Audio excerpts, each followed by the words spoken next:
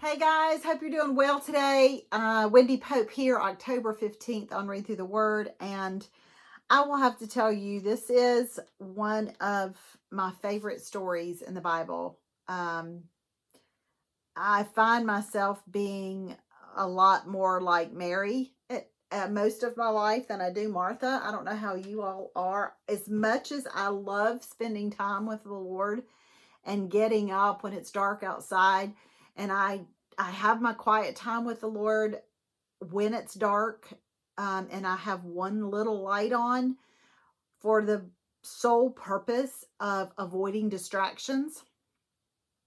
And I don't mean getting up and working and doing the laundry. I mean just like looking around and seeing things that need to be done.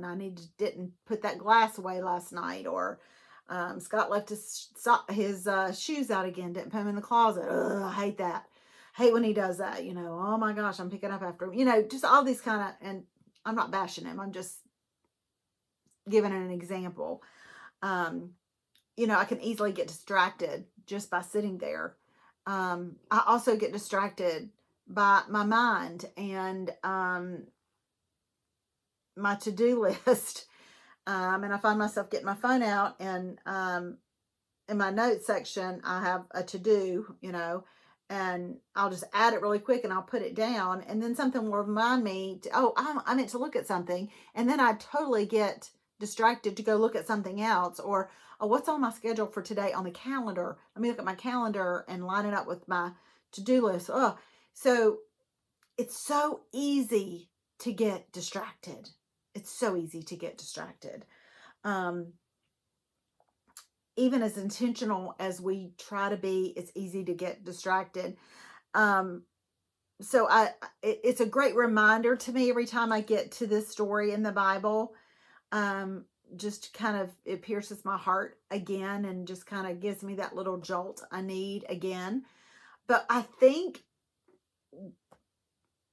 the main reason this is such an endearing story to me is we see Jesus with friends. He had been doing ministry, and he's tired, and he needed a place to go. Go back, and this is one thing that you can look at. It's hard sometimes in the chronological Bible because it's all the Gospels are broken up, so it's hard to follow. Mark 10 may be over here. Mark 10, 11, and 15 might be over here on this day, but Mark 10, verse 16 might be 2 days later. So it's hard to kind of follow that, but we've got all of Luke here together, and you can look at the progression of what he had been doing, and I just get the sense that it just says Jesus visits Mary and Martha, and I know those headings aren't in the original Greek, but I just have to think, he just wanted to go hang out with some friends. And I love that. I really do. And this is who he picked to go see. And I, there was no way of him to send message, I don't think. Hey, I'm coming. He shows up unannounced. And that's unnerving for any woman, right? Anyways, I don't want to get sidetracked. I want us to look at these 3 quotes that I thought were just so good. So good. Warren Wiersbe. And I just thought of a question to make us go deeper in the quote. Few things are damaging to the Christian life as trying to work for Christ without taking the time to commune with Christ. So my question is, am I damaging my walk with Christ by trying to work for Christ rather than work with Christ out of the overflow of the love that grew out of my time with him?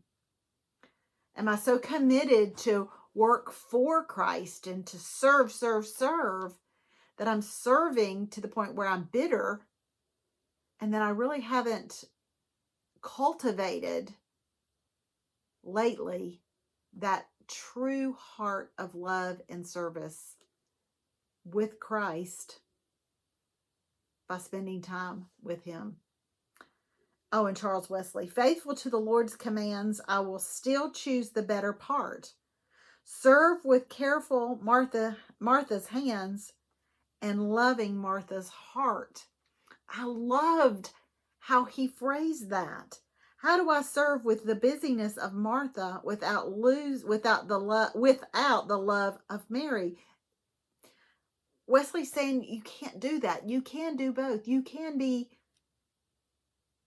excited to serve, but still having that moment to recognize a place to pause. The person sitting by themselves.